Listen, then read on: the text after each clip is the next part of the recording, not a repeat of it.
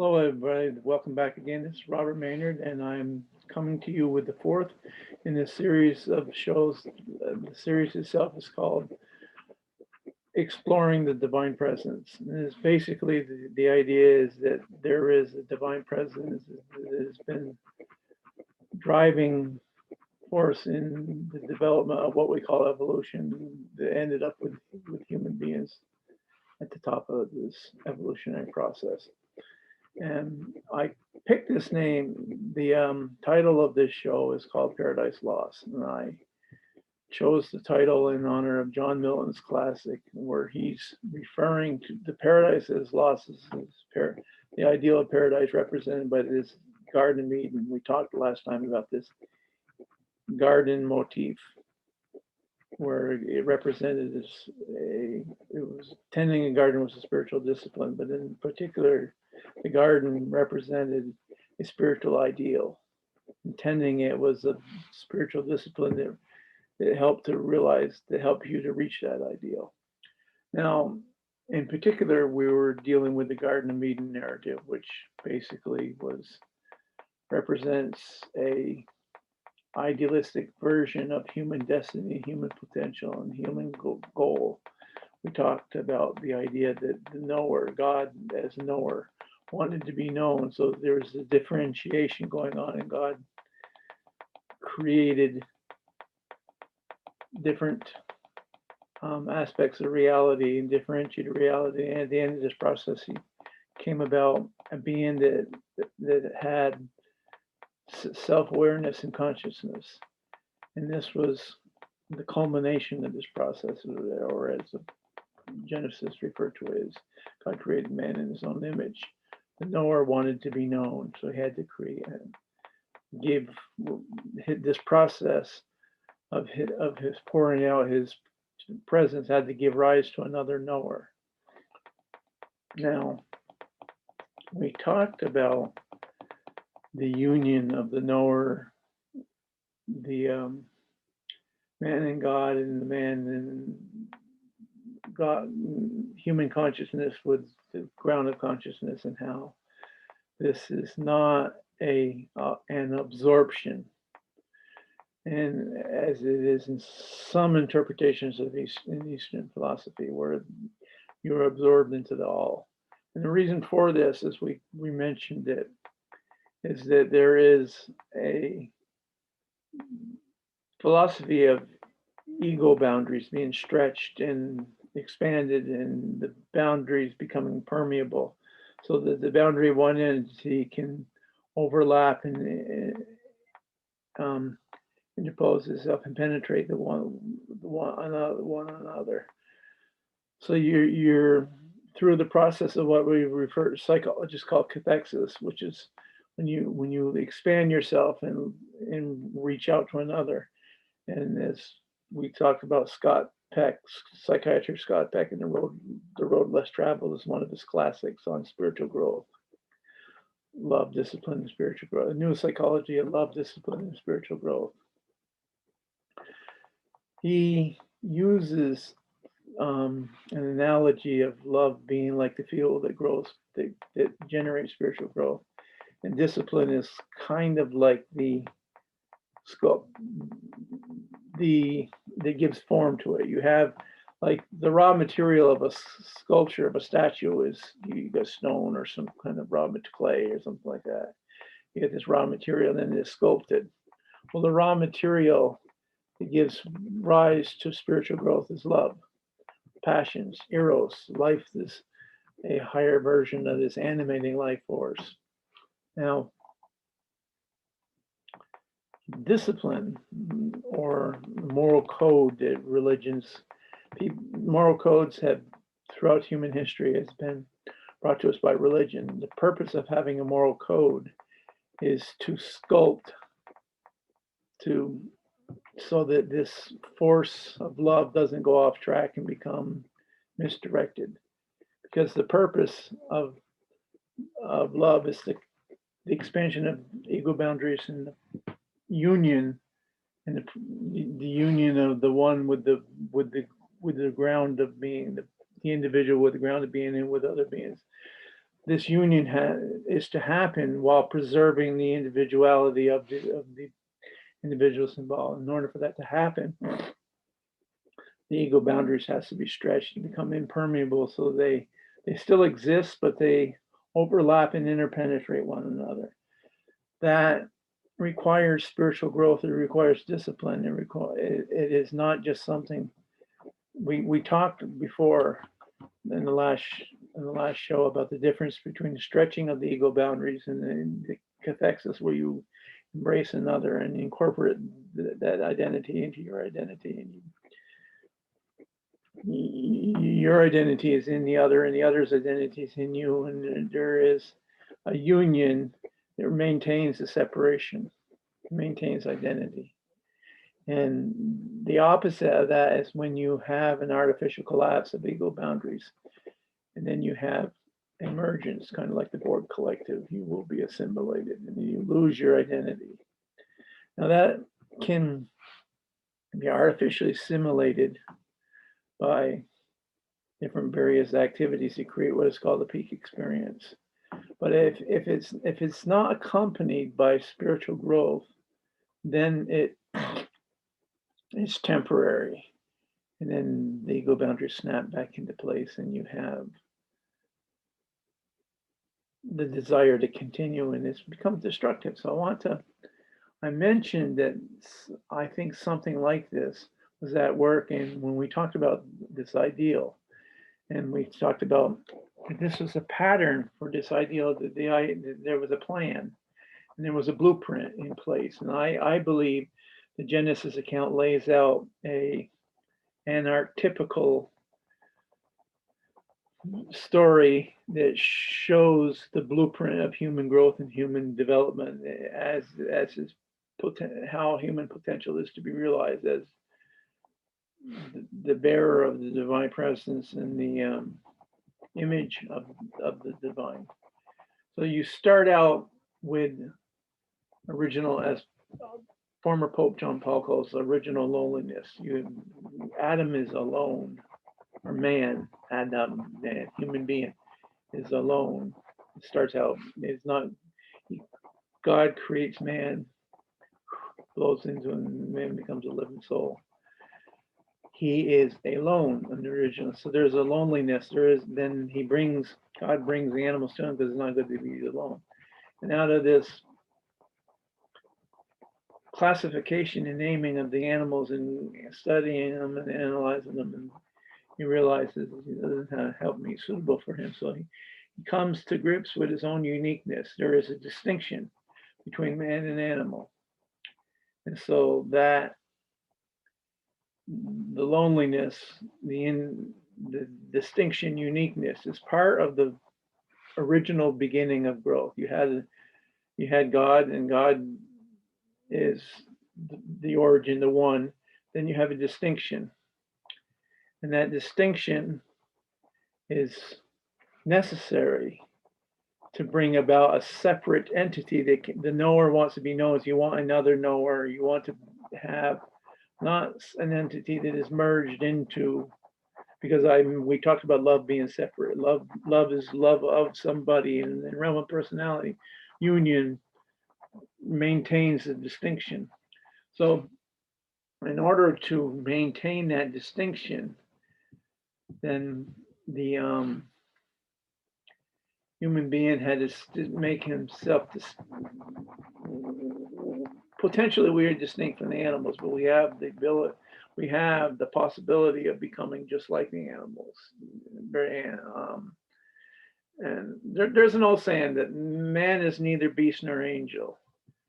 And I think he says man was created a little lower than the angels. I think there's a possibility that human beings, now without going into the historical, what are angels and do they exist and stuff like that, but I'm only going to get into that right now. But one of the things I'm going to point out, man is neither beast nor angel, but he has the capability to rise above the former, or rise above the latter, or drop below the former. human beings, the animals in the animal kingdom, we have rule of the jungle, and man can degenerate into that type of. We're going to get into that, but there's also in the Bible it says, "Don't you know you were to rule the angels?"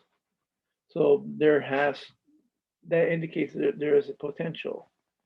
And I think the potential has to do with the fact that human beings are a microcosm of the whole. We are both spiritual and material beings. So we have the ability to make a microcosm of the whole, where the angels are considered a mere spiritual being. Now, why does that make a difference? And we talked about at the end of this process where Adam and Eve were growing together. Then after you have the uniqueness where Adam finds out that he's unique, he had a communion. So you have the individuality, then you had a communion, the man and women. You had family, which creates a family. Two became one flesh, which is the basis of community. It is the basis eventually of civilization itself. So there's a process from the individual in individual transcendence, individual discipline, individual spiritual growth to the communion of man and woman that creates new life comes into being because of that communion. They become one flesh.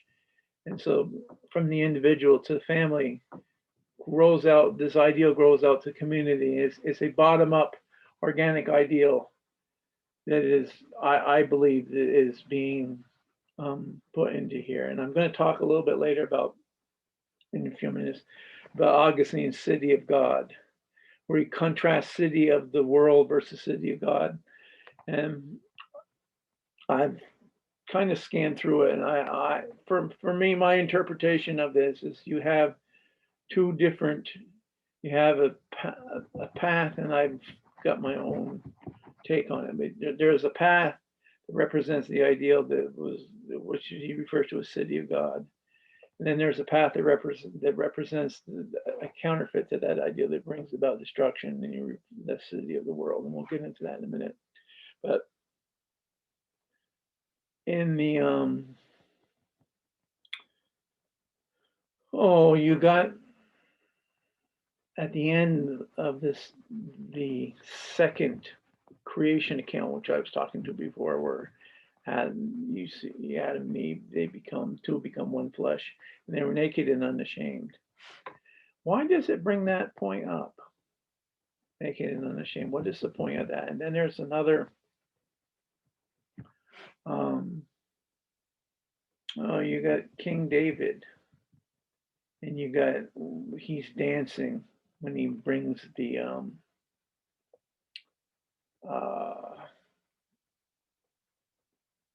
Ark of the Covenant back, and he builds the temple, and he is able to build the temple.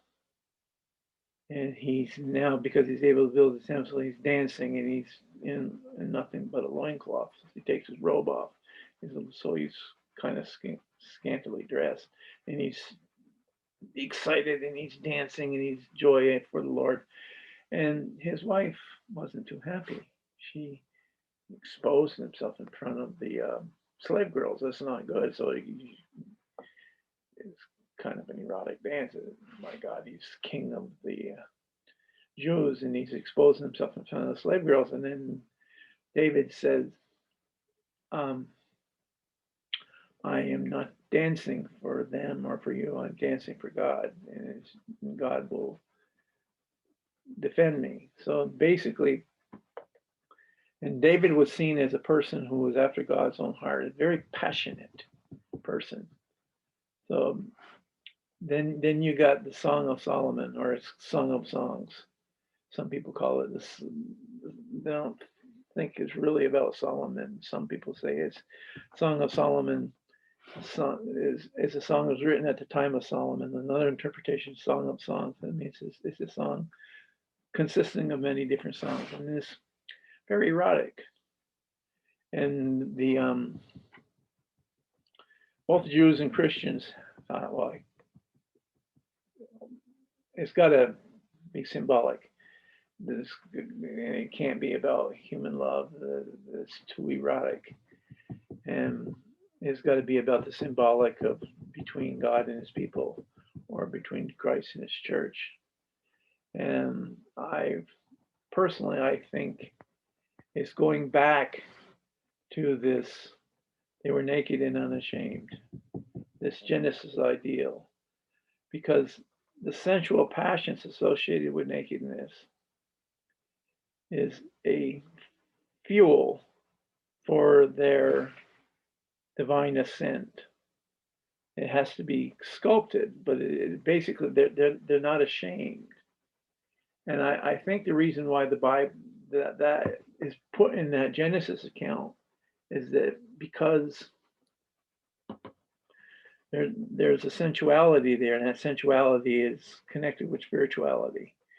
And then you got David, King David, in his dancing, and it's very erotic, and he's possibly exposing himself when dancing, but he's not ashamed, because this very passionate, sensual nature is what makes David such a lively person, a person after God's own heart. It is harnessed. His sensuality, his passion is harnessed in the holy passion. And I think that's what the Song of Psalms is really all about too, is you're going back to this, is a recalling of this idea they were naked and unashamed. The passions were harnessed in a holy fashion. In one part, the young woman in this Song of Songs was talking to daughters of Jerusalem, or the women of Jerusalem. I am dark skinned, but I'm, was she a different race, or did she work outside?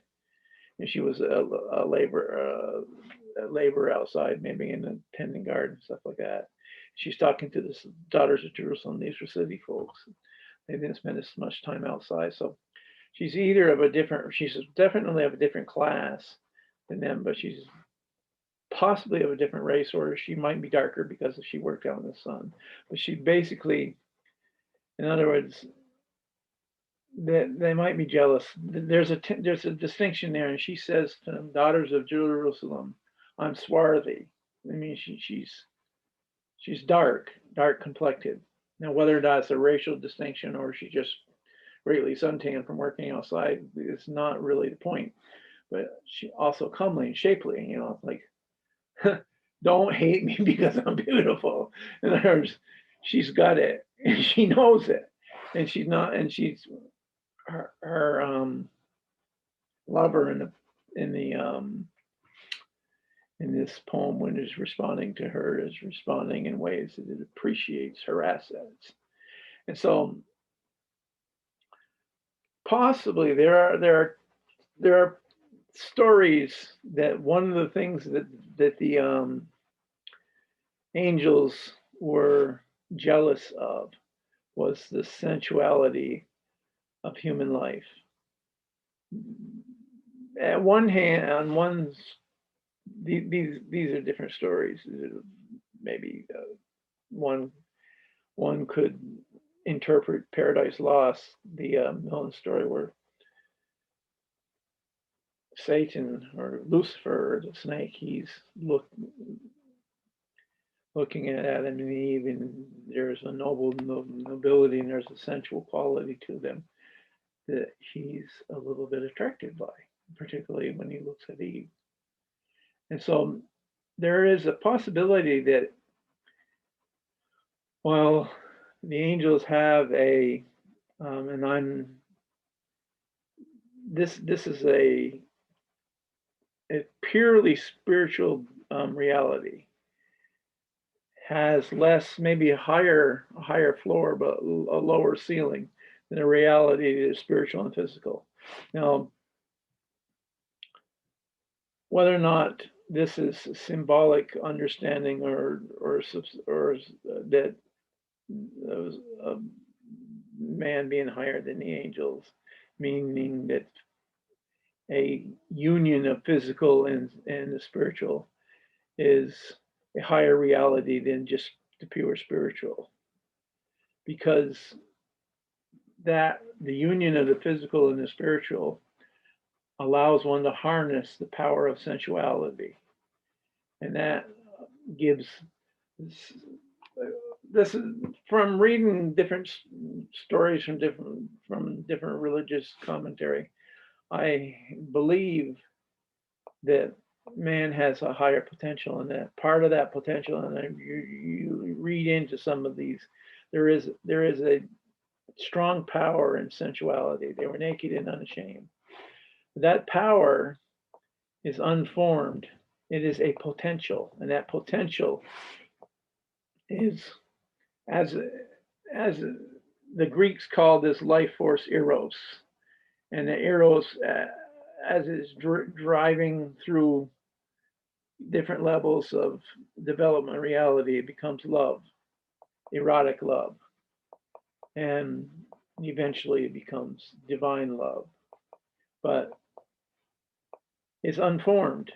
And the Greeks had some, they referred to eros. Eros is the life force that animates reality. They also had something that they referred to as thanatos, which is the death force, the death urge, the life urge, death urge. I don't think these are separate forces. And I think the life force, the eros, undirected and unfocused, and without meeting its proper endpoint, becomes thanatos, the death urge, the destructive. I talked about before. There's a lyrics in this song called, I forgot the name of the song, but the lyrics in the song is, "The more you live, the faster you will die," and that is because this life that is referring to the eros, erotic impulse, is unfocused, and so therefore the more you live, the faster you will die. Well, that's true of, maybe that might be true of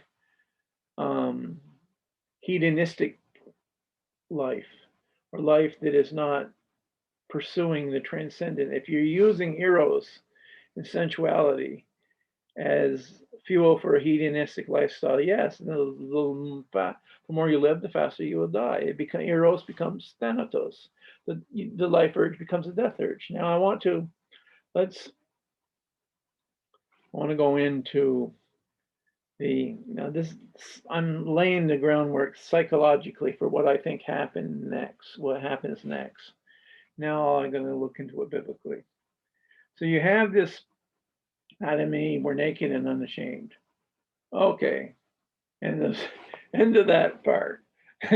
Next scene, the serpent was subtler than any beast of the field. He was subtle. So the serpent comes to Eve. And the serpent says to Eve, "Did God really say to you that you shouldn't eat of the tree of the knowledge of good and evil?" We're going to get into what that means. And he says, yes, he says we shouldn't eat it and we shouldn't touch it, for the day we eat of it, we will die.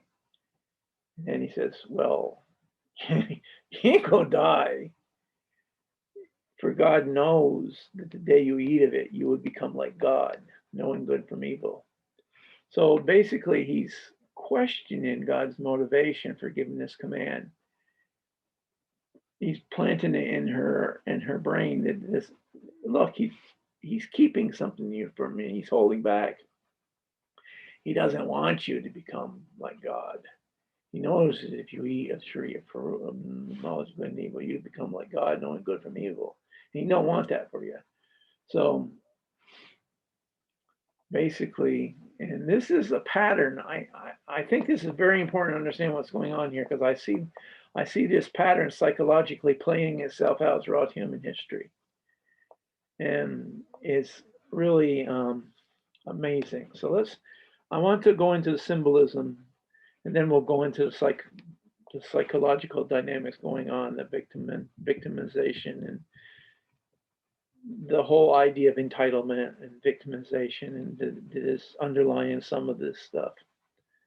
And the demagogue points you towards, see, that person's trying to take advantage of you, you're a victim. And there is a destructive psychological dynamics going on that is the pattern that demagogues have used throughout history. So I think there is a archetypical pattern here that plays itself out. And so we want to look at, first of all, let's look at this. Let's look at the question, the serpent. The serpent was a symbol of fertility in many different traditions, and particularly among, as the Israelites are coming into Canaan, and they're settling in Canaan, and they're trying to, God is revealing to them this truth, and the people around them are Canaanites, and they practice. There's a Canaanite fertility cult, and the ritual. There's a ritual that goes with it, and the nature fertility cults. They were nature worshipers, and they worship nature. They didn't. For them, God wasn't transcendent. Nature was God, and God was nature. And they worship nature, and they worship the power of fertility, the eros, the power to give new life. And the symbol of this fertility cult was, in many cases, was a serpent, because you see a serpent, it sheds its skin, and it's almost like there's a rebirth going on, and it sheds its skin, so that it's considered to be a symbolic of being reborn again, renewed. So in these fertility cults, bringing about new life is a sacred act, and the serpent shedding his skin and coming out like all new again with shiny new skin. The old is replaced by the new. It's like almost like a rebirth experience, and the serpent was considered a symbol of fertility, and fertility was something worshipped. Fertility brings about new life.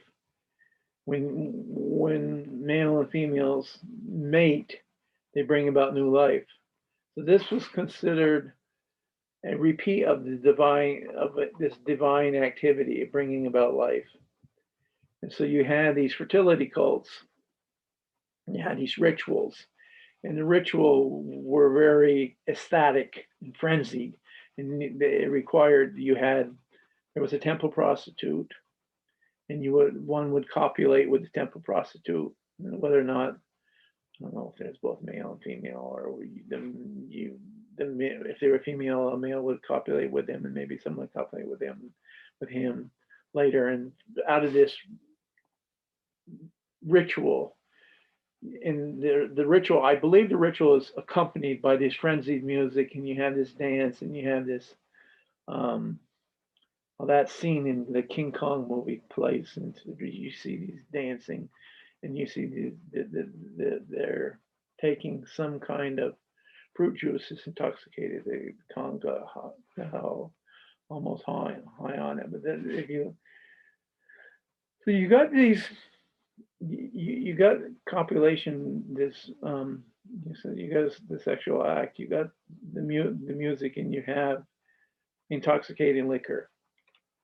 All this is used to create an experience, what I talked about before, the breakdown of the ego boundaries, the peak experience where you feel this oneness. And so people would feel this, and you become divine, you become one with God.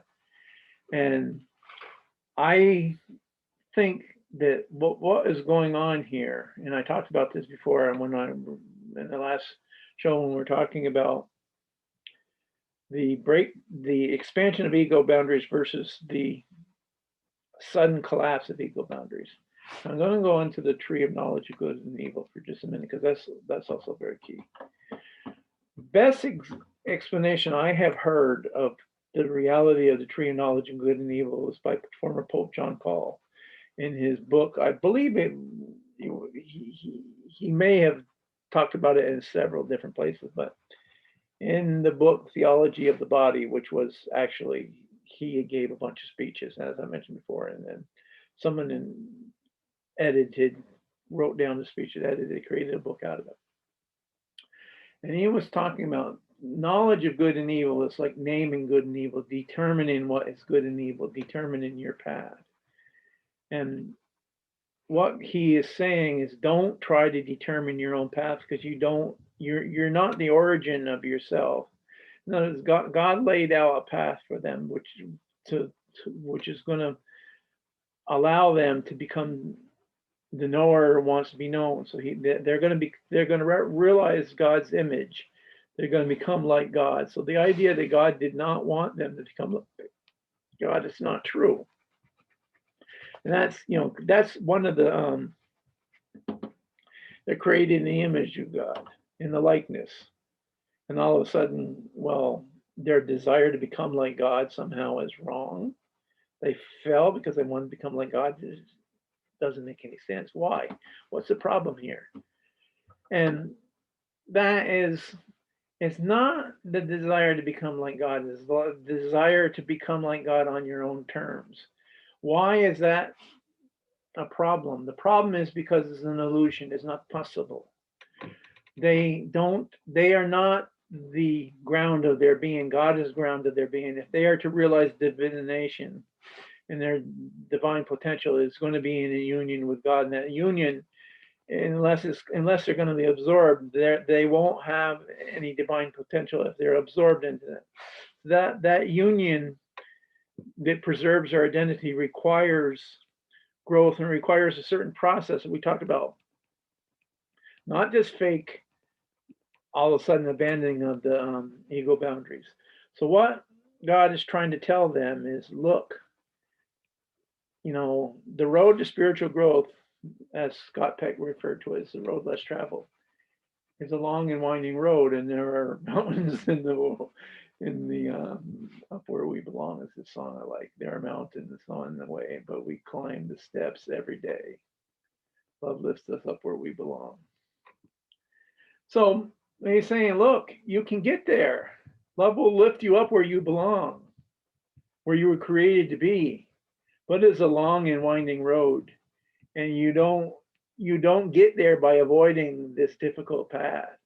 And this snake oil of avoiding this path, and then it's like in this, the serpent shows her an apple, the fruit of this tree, free of knowledge of good and evil. In these fertility cults, the fruit and the eating of fruit and the drinking of juices made from fruit was part of this ritual. This ritual that's going to make you become divine, and it was underneath a tree. And so basically, he's in psychology, you have something called instant gratification. It's a psychological problem where people don't want to do the hard work it requires to do spiritual growth. In Buddhism, they're trying to realize the reality of Zen, this spiritually elevated form, and the Buddhists derisively refer to a artificial shortcut as instant Zen. People want the spiritual high. People want the spiritual, elevated spiritual status, but they don't want to work. They don't want to go through that path. And I think what's going on here is they're being sold a bill of goods. And so God's desire for them is being twisted as being, he doesn't want you to have this. You're a victim. You basically, so he gets Adam and Eve to feel like you're entitled to this. You're going to become like God, but God knows this and he doesn't want you to have it. So they got this attitude of entitlement. Then they got this victim mentality, and the victim mentality is aimed at a so-called oppressor. Now, here's your problem, and that's the person who's creating it, and I'm going to help you with it. No matter what the totalitarian entity is throughout history, demagogues have used this basic I don't care if it's Nazism, communism, fascism, jihadism, vote for me, I'll set you free. That sometimes people are really being oppressed. And so that's why, but in this case, it wasn't. And so sometimes the scapegoat is being pointed to. There's always going to be a scapegoat, and I think that's what's part of what's going on here is you're selling a bill of goods, you're selling instant Zen, you're selling instant divination, you're um, you're appealing to her sensuality because you see the apple is pleasing to the eye. So the very sensuality, the power that you have for divination is the one that's going to be part of your destruction. So the sensuality, the spirituality of sensuality going astray, the eros becomes thanatos, the death urge. It becomes a very destructive. That's the more you live, the faster you will die. Sex, drugs, and rock and roll. Look at the life expectancy of. So the problem is not, well, you're going to cut off all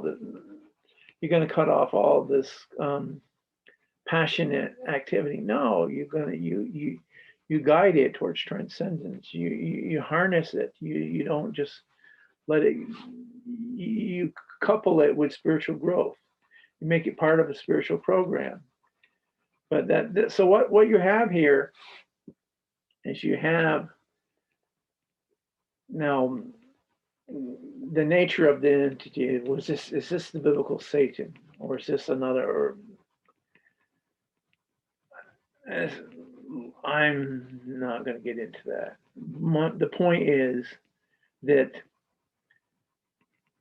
and whether or not they're Adam and Eve are historical figures, or this is a archetypical story, and there's a lot of arguing here, and you get off subject and you miss the point. The archetypical story is talking about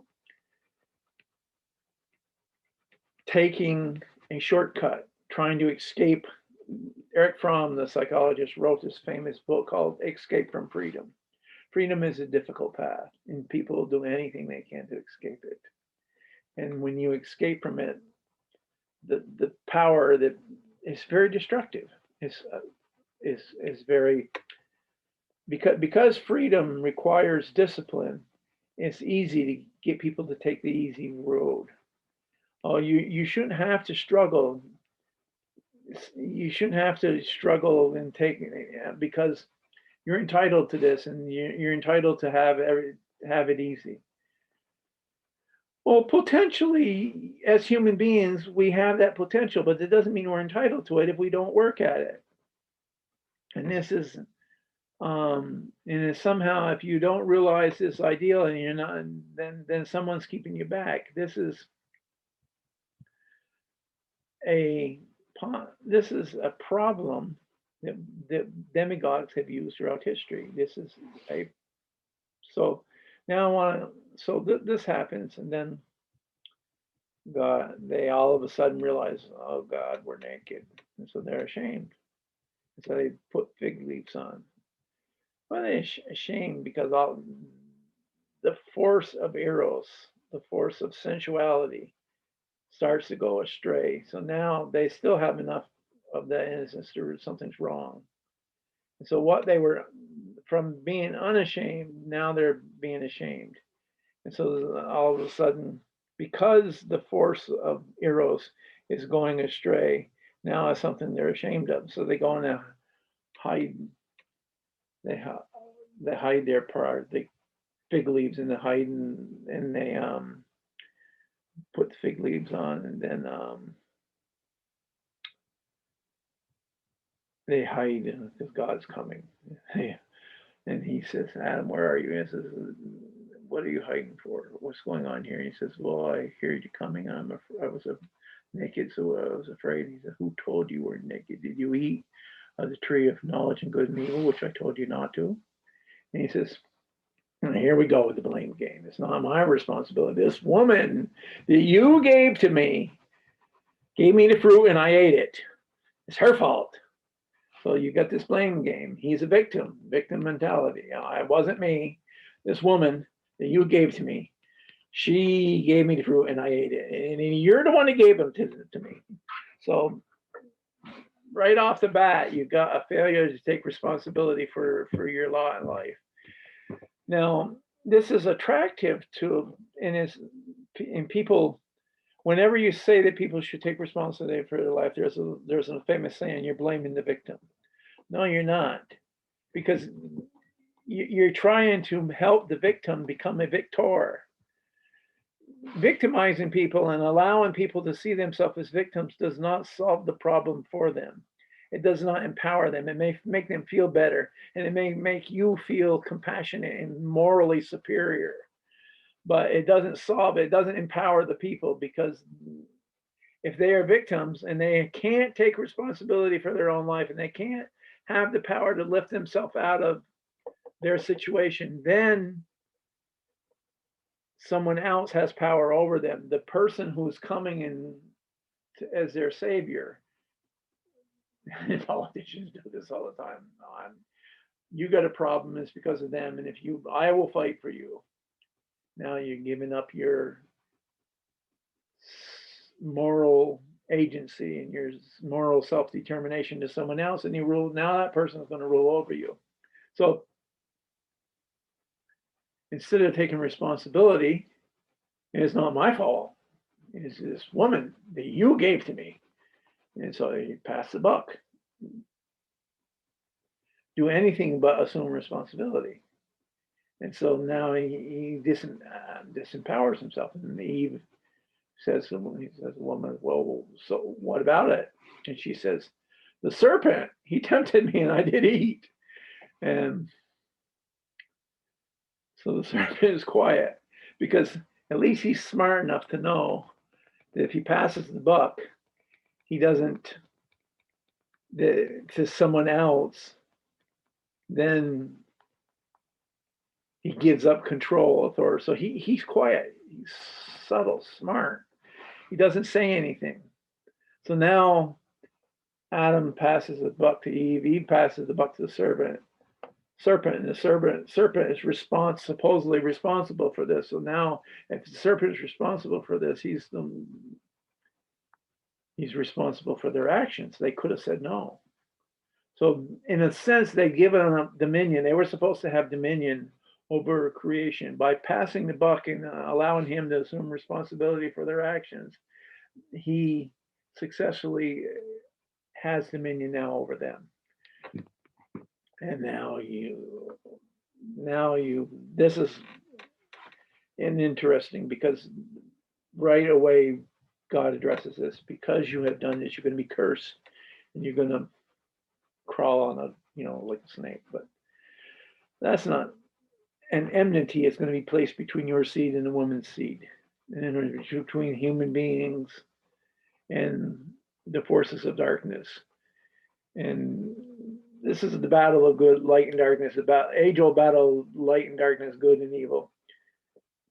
Her seed you will bruise his heel and he will crush your head. Now, some people are, okay, this is a foreshadowing in Christian interpretation of the battle of the coming of a savior, and the savior, the coming from the seed of the woman, is going to be victorious over the serpent eventually. And this is what happens supposedly with Jesus on the cross. This sacrifice allows him to defeat the forces of darkness. But it also can be interpreted, the seed can be interpreted as mankind as a whole.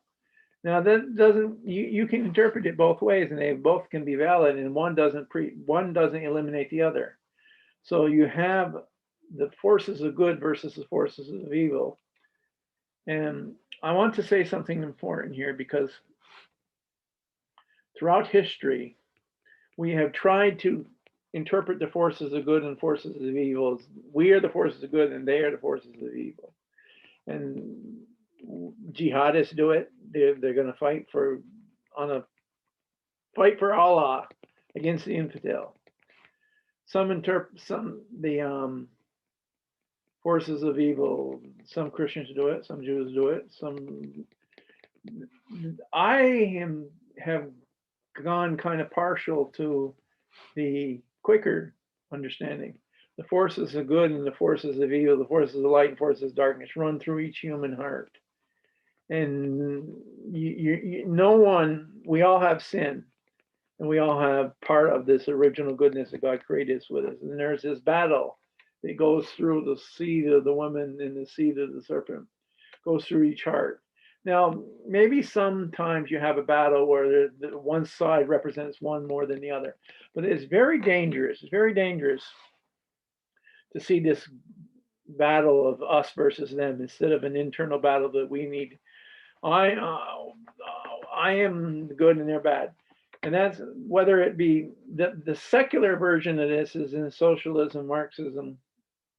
It's called the Hegelian dialectic. And actually, it's not just Marxism. You got a right-wing version and a left-wing version. And this is important. Right-wing Hegel said that what is actual is rational and what is rational is actual. And basically, he's arguing that you got the state. Some people say, okay, they take the state is rational, therefore it's actual. So tradition, the traditions of the state has to be supported, and those who oppose it, those who support the tradition, oppose the tradition, the law and order, or whatever, they have to be destroyed. Because in Hegelianism, you have synthesis, antithesis, and thesis. No, thesis, antithesis, and synthesis. Sorry, I got a dry mouth. I'm not pronouncing that right. But instead of harmonizing thesis and antithesis to form a synthesis, one negates the other, and there's a struggle. So you got one is the thesis is for the right wing is tradition, law, and order, and then the antithesis is chaos. So the tradition, law, and order destroys the chaos, and you have a higher level of reality, and that is right-wing Hegelianism, but it's conflict. It's based upon upholding law and order. And then you have left-wing Hegelianism. The actual is rational, and what rational is actual. The state is not rational, therefore it's not actual. And then, so in left-wing Hegelianism, the state is not rational, it's not just. There is injustice in it. And so it's not, they're supposedly against injustice, but it makes it, the way they define it, there's not a bit of justice and a little bit of injustice flowing through every state, but the state by its nature is wholly unjust. Therefore, it has to be overthrown. And that is left-wing Hegelianism in order, and supposedly they're working for justice. But the reality is each one ends up in violent revolution, and pits one-sided group against another. Whether it be you have racial entities, you have economic entities, class entities, gender, sex,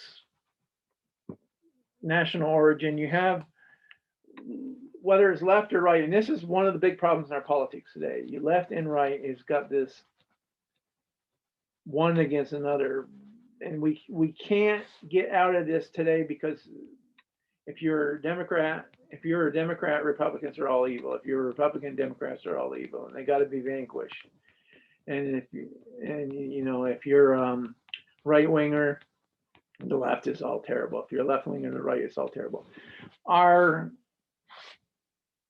The idea that there are truths and there are good and evil in each person would go a long way to solve that problem. So I want to I'm getting a little bit into that because I think, like I said, these are archetypical stories that go through human history and it comes out through human history. And one of the reasons why I'm taking such a long time on this is because I think these archetypical stories have important resonance to what we have today.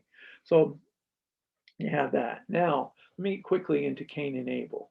So this passes, and Adam and Eve know each other as husband and wife, and they bore a son. The first one's Cain. He's the older one, and the second one's Abel. And Cain is he's tiller of the fields. He's a farmer, and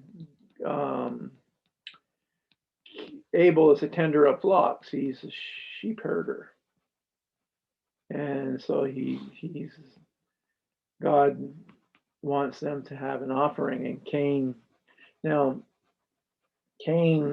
gives him some of his fruits from his field.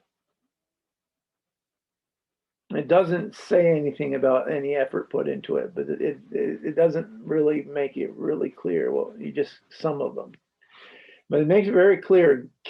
Abel gave him the fattest ones and the first choice offerings of his flock, and God had found favor with Abel's offering, and he weren't too happy with Cain's. He was sound disfavor with Cain's, and Cain wasn't too happy about it. And God says to him, Cain, why is your countenance down? Why? You bummed out, man. What's your problem? What's eating at you? Sin is at your door, and its desire for you. You must master it. So, in other words, this. And by the way, in Hebrew, the term what we render as sin is referred. The Hebrew word means missing the mark. So he's not accomplishing what he was meant to do. He's not accomplishing. You're not being all that you can be in the Army term. You're not realizing your potential. You're missing the mark. And that's what happened with Adam and Eve. They missed they're trying to realize the fruit of tree of knowledge. The tree of life. Now, supposedly, if they realize the tree of life, then they're going to live forever. And Adam, by the way, Eve was the next after this struggle between her seed and his seed. He said to Eve that she's going to have problems with childbearing, and then her desire. The women are communal, and the feminine nature represents the communal aspect of human beings. So this communal aspect, your desire is going to be for your husband, but he will dominate you. In other words, our communal aspect is all screwed up, and we have dominion of one over another. So you have tyranny is as a result of our communal aspect becoming distorted. And so instead of working together and having communion, you have tyranny, domination of one over another. That's probably why you have men being physically stronger have a tendency to probably violate that a little bit more. And so that's probably why, but this is not just the man dominating the woman, as human beings dominating each other in the communal identity. And then finally to Adam, he said, you're going to try to till the ground, because you remember he's meant to till the ground, and it's not going to give up its fruit to you. You're going to sweat at your brow. In other words, taking care of this garden is not going to be easy. It's not going to bear fruit easily, and you're going to struggle, and you're going to have to earn, and it's going to be like thistles and thorns. I think I'm going to get into this as we go on. We're going to unroll how these consequences have been seeing themselves throughout human history, and how we're starting to get a handle on some of this, which is going to be news to some people. Aren't we going to hell in a handbasket? Maybe not. We'll see. So we got Cain and Abel. He's in Abel's found God's favor. And so this, in a way, I think this is God setting up a situation where he's trying to recreate a situation where Adam and Eve, are they going to trust God? Are they going to, the individual relationship with God is trying to be reenacted with these offerings. And so you got Abel in his faith offering to God. He gives a proper offering. Cain does not. Now, why Cain so upset? If he didn't give a prop, if it was pretty clear that Abel offering was accepted, he might have considered, why what did he do differently? But no, he's pretty upset and he kills him. And I think there's something possibly related to the fact that he's the older one. In historical cultures, the elder son is the one that inherits everything, and they're the ones that receive the birthright. And so he probably, by virtue of being the elder, he probably felt entitled. There you go again, this entitlement. You're entitled to something without effort. Is automatically going to be accepted, and he's the one that's going to be in charge, and he's the one that God's going to shine on because he's the older one. And so he's probably, I can't prove this, but I think he felt entitled to this standing of before God as being the elder one. And when he didn't get it, he felt when this title was bestowed upon Abel instead, when this blessing was the pleasure of God was earned by Abel instead of Cain, he was too happy. He saw himself as a victim. Oh, he robbed me of what was rightfully mine. So he's justified. He's going to kill him. And he did. And so this attempt fails at the communal level. So God comes over and says, Abel, I'm no Cain. Your brother Abel's blood is crying out. Where is Abel? Oh, well, am I my brother's keeper? In other words, how do I know? Who is he to me? Am I my brother's keeper? Well, this is indicating that you should be. And it's not just brothers. In the eyes of God, we're all brothers and sisters. So it's an important dynamics going on here. And he said, Abel's blood cries out to me. And then you're gonna cast him out because of this. And he says, this is more than I can bear. He says, people will kill me. And he says, no, if someone kills you, then 7 times it's going to be visited upon them. So and then they start begetting. This person has Adam and Eve have another son, and it's Seth. And then Cain, he gets married and he builds a city. Now this is interesting because there's some indication, particularly when you go into King Abel Augustine's City of God, he's worried that whether or not God put a mark on him and made him safe so that if anybody kills him, that they're going to be, I'm not going to take a chance. I'm going to build a city and I'm going to surround myself with people. So this is what the motivation behind this was not good. So you have your first civilizations come into being when Cain builds a city, and Augustine makes this distinction between city of God and city of the world. City of God so far has not been established, and you got the city of the world, which goes back to the first city that was built by Cain, and it was created for someone who was a little bit unhappy because he was an outcast. And he was an outcast because he murdered his brother, and he's the founder of the first city according to this archetypical story. Now, you think about this, and you think about, there's a story in the Plato's Republic where supposedly Socrates is talking with someone who had been taught by Thrasymachus, who was a sophist. The sophists had traveled around to all these different cities, states, and they saw that each one had different views of what is right and what is wrong, and what is justice. And there was no true standard of justice. So they came to the conclusion justice is the advantage of the stronger. Might makes right. So this is an ancient view, and I would argue that this goes all the way back to this dynamics going on with Cain and Abel, where Augustine referred to it as the city of the world. Might makes right. Justice is the advantage of the stronger. You're going to make a city to make sure that no one's going to do you in because you happen to be a murderer. So there is a lot of problems with, according to this narrative, with the way human civilization got off on the wrong foot.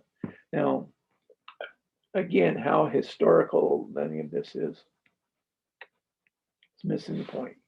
What we have here is a narrative that explains the history. And if you read, Donald Kagan was a classical, I think he's passed away by now, but he was a classical scholar, and he wrote this book called The Origins of War and Preservation of Peace.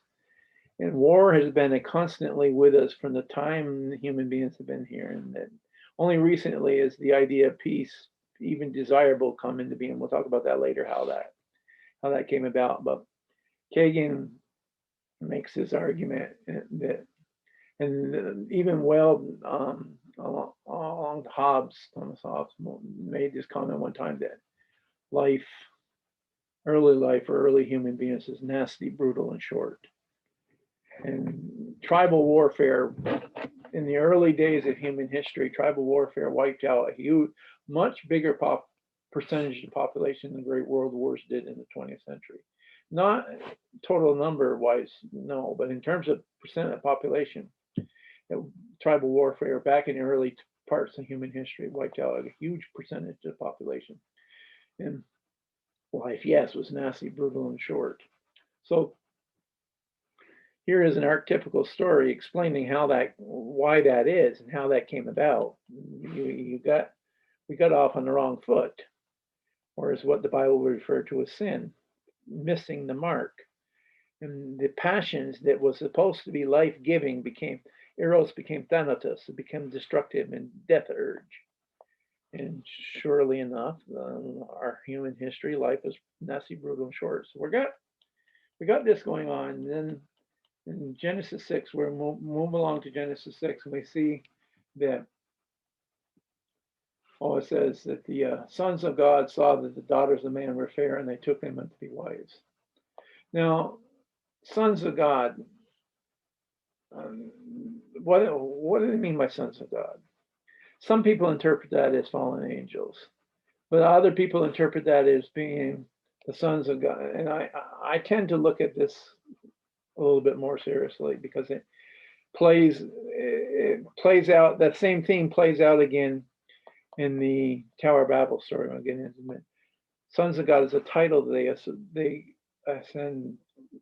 ascribe to themselves. In other words, their sense of status, their sense of being higher than their fellow man in the eyes of God.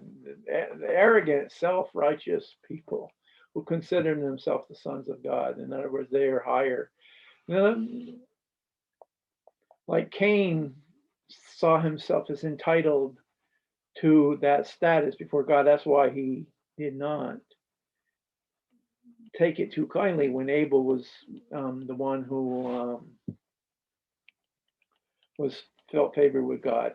Well, as time goes on, this dynamic between Cain and Abel, I think, plays out between you got the sons of God and the sons of man. You got these humble people who don't feel a sense of entitlement, and you have these sons of God who see themselves as sons. They self-proclaim sons of God. Now, You see the daughters of man, in other words, the daughters of the humble, righteous people, they are attractive. Wow, they're hot. And some, it's interesting, why isn't their own, why aren't they satisfied with it? I'm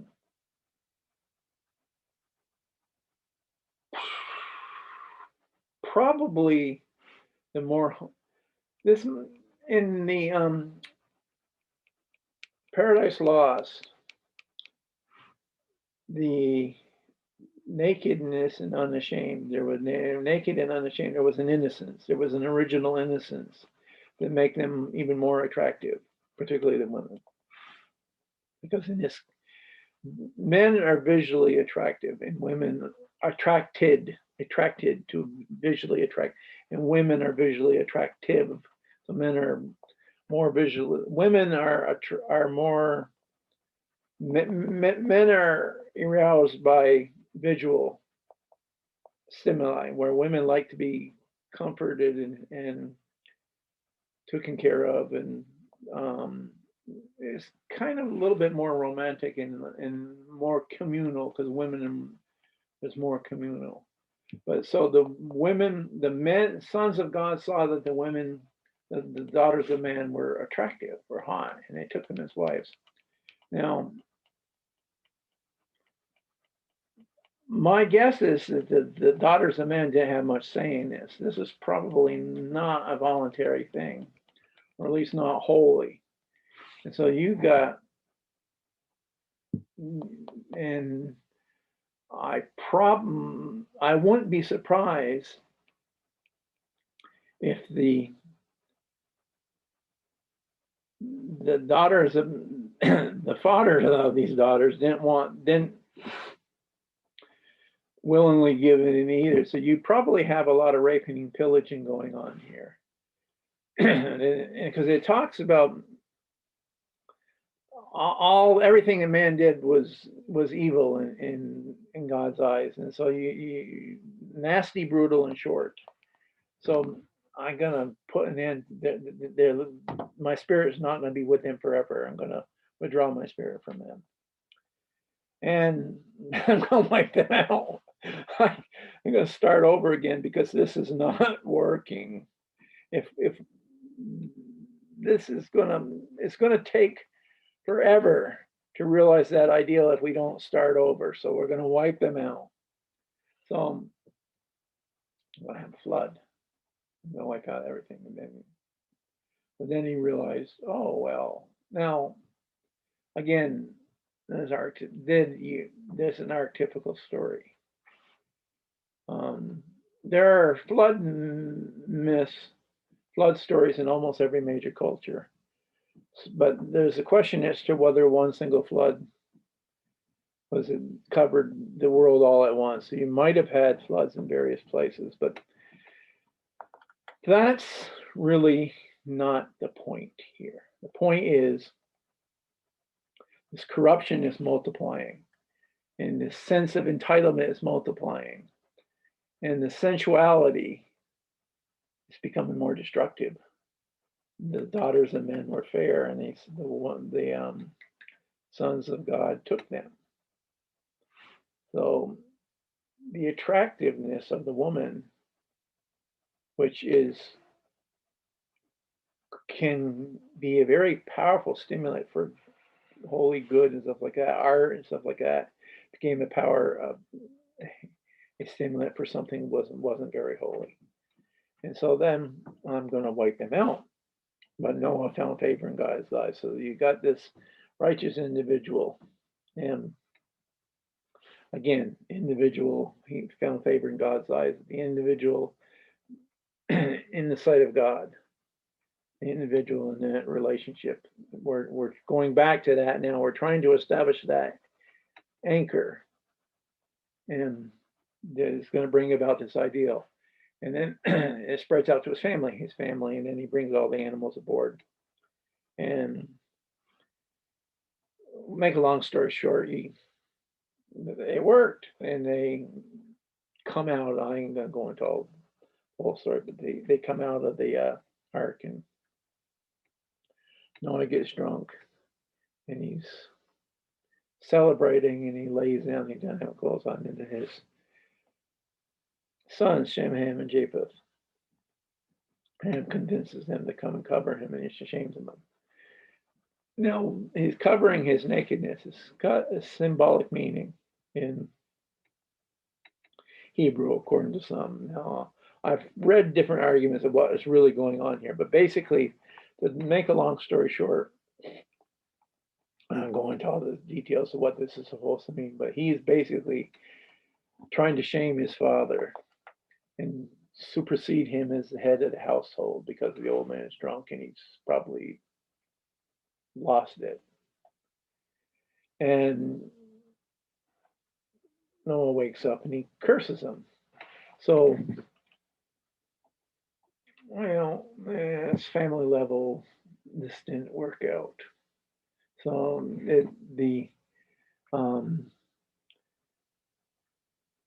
on a family community level, this pattern, this from the individual to the family, it didn't go any further because, well, you might have one of the, you still might have some of the lineage of Shem, who was, but basically,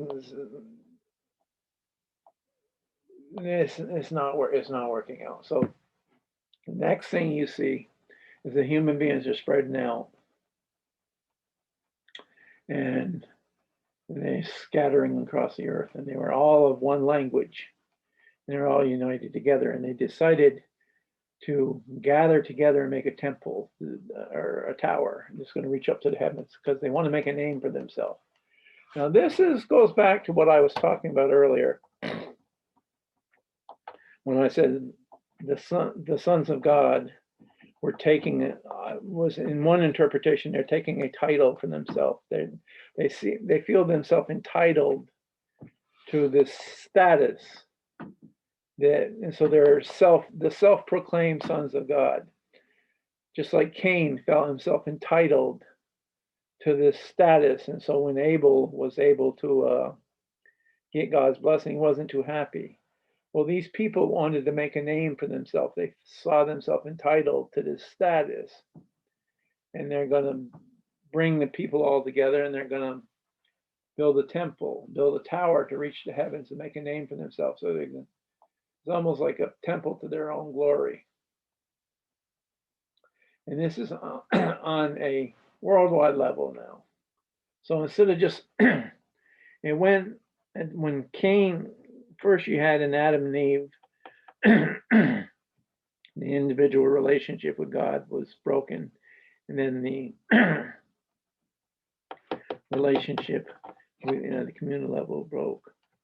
Then you had Cain and Abel, that broke, and then that's when Cain built the city, this problem, this pattern of the